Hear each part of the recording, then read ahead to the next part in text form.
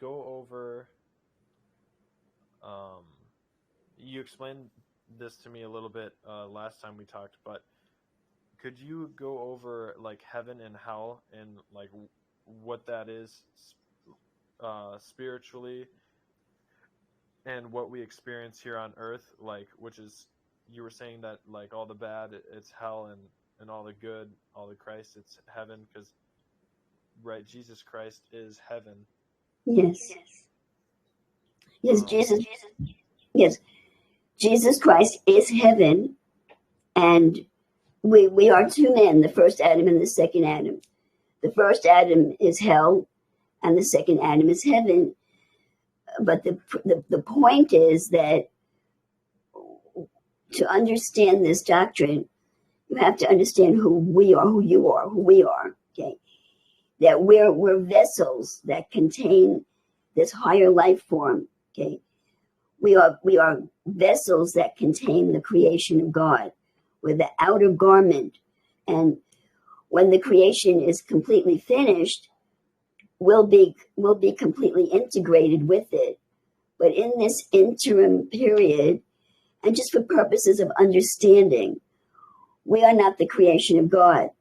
We're the vessels that Adam, the creation of God, rests in. He is invisible, and we're visible. We're like the horse, and he's the rider. So the first Adam died, and Adam inside of us, the vessel, is our mind and our emotions. So we are the first Adam, and our mind, and this is talking about the unconscious part of the mind, which is our motives, are corrupted. You see, and so therefore he is held, because we cannot.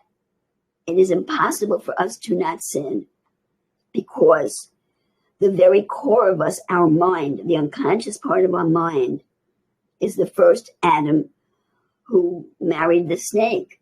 So it's impossible for us to not sin, and except for the miracle of salvation, which is an ongoing process. But in our condition right now, it's impossible for us to not sin. So we are in hell. This is hell right now. But just like there are degrees of salvation, there are degrees of hell. It's hell because everybody, short of the supernatural intervention, which is coming, but it's not today, okay? Everybody dies. Most people experience, if you don't experience sickness, you experience some kind of tragedy. Everybody experiences tragedy in this world. People that they love die, disappointments in life, they make mistakes and they get hurt, okay? Everybody is hurt. We're hurt every day, okay? So we are in spiritual hell, we're in mental hell, we're in emotional hell. Some of us are very much in hell, and they're in insane asylums, okay? Other people are in hell, and they're just emotionally unstable. Other people are in hell, and they're strong, mostly because of Jesus Christ, and they're living with it. They're taking the victory over every pain that they have. So they're victorious in hell. In heaven, there's no pain at all. And heaven is the second Adam. So this is the miracle for those of us that can do it. When I feel pain, because I have a lot of spiritual warfare, I'm an empath like Hannah. I can be feeling pain from God only knows who. And I'm in hell. But as soon as I start studying in the Word, this happened to me just the other night. I picked up a book, it was a Kabbalah book, and instantly the pain went away, because I was literally in another dimension. And I saw this demonstrated many years ago. I saw a video many years ago. The guy wasn't Christian. He was just a psychiatrist. And he was demonstrating multiple personalities. So he had this man who apparently had multiple personalities there on the video. He asked him what his name was, and the guy gave his name. And somehow he proved that he had diabetes. I don't remember how he proved it, whether he had a certificate or he took a test. I don't know, but the man had diabetes.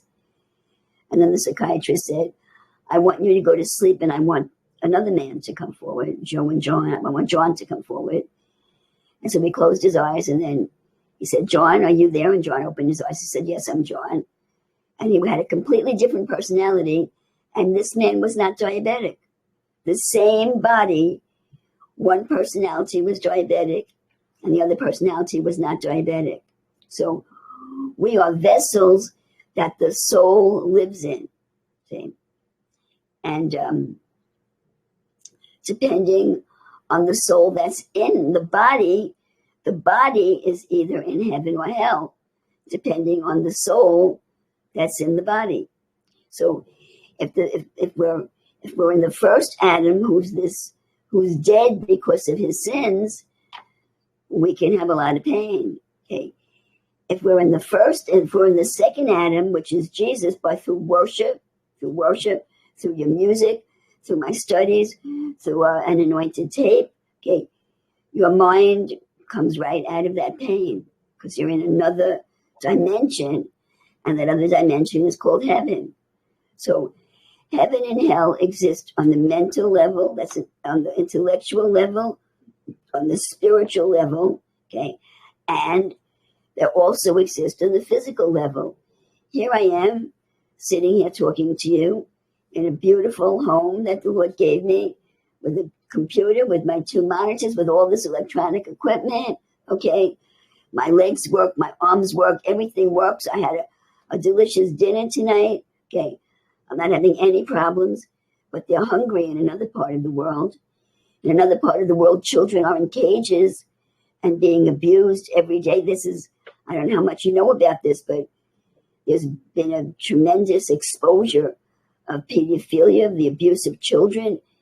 Children's kidnapped, taken from their parents, crying for their mommies. They're being tortured on the same planet. On the same planet. Heaven and hell on the same planet.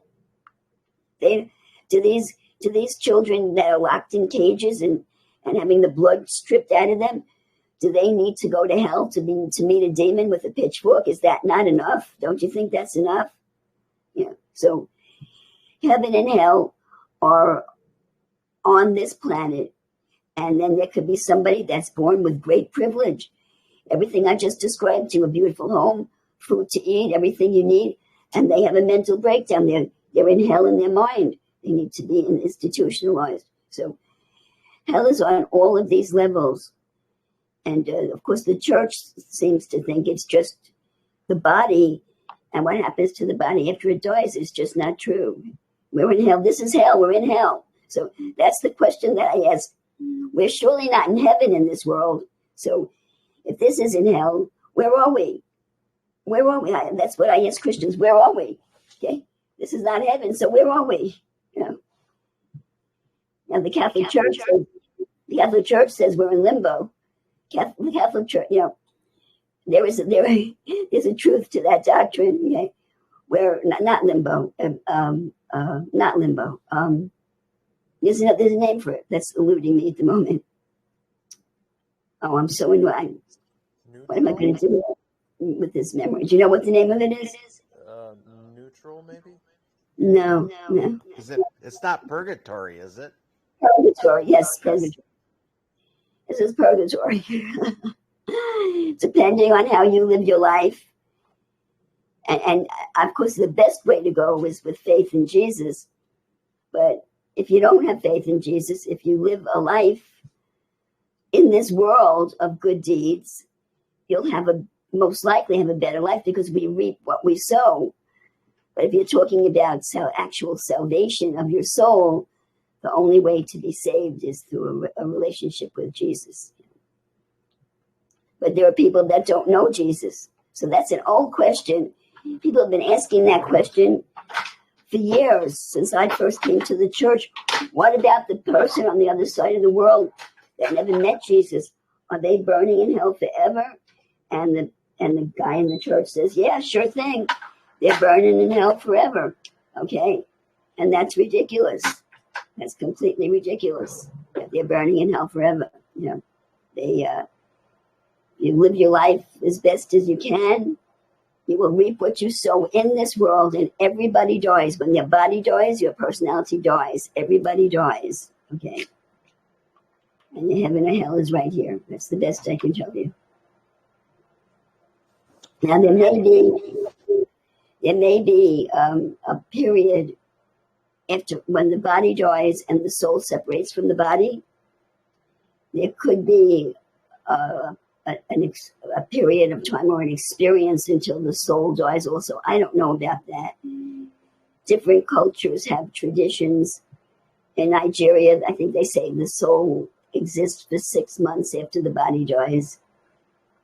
I don't know. But if that's true, that the soul exists after the body dies, soul meaning your personality, if that exists for any period of time after the body dies, then the experience is just a continuation of what you're doing in this world. If you've been a decent, honorable person in this world, you'll have a decent, honorable experience. You're the same soul after your body dies. You're the same soul until the soul dissolves. If you've been a mean, rotten person in this world, you'll continue to have a bad experience until the soul dies. But hell is definitely not forever. This world is not forever. Jesus is coming and swallowing up this world. The only thing that's forever is God and the age to come, which is Jesus Christ. Of all of his, everyone that has his soul in them lives forever. The problem is that our bodies die before the process is complete. So I hope I answered your question, Jacob, that it wasn't too complicated. I don't know how to make it any simpler. Yeah, you definitely did, Pastor.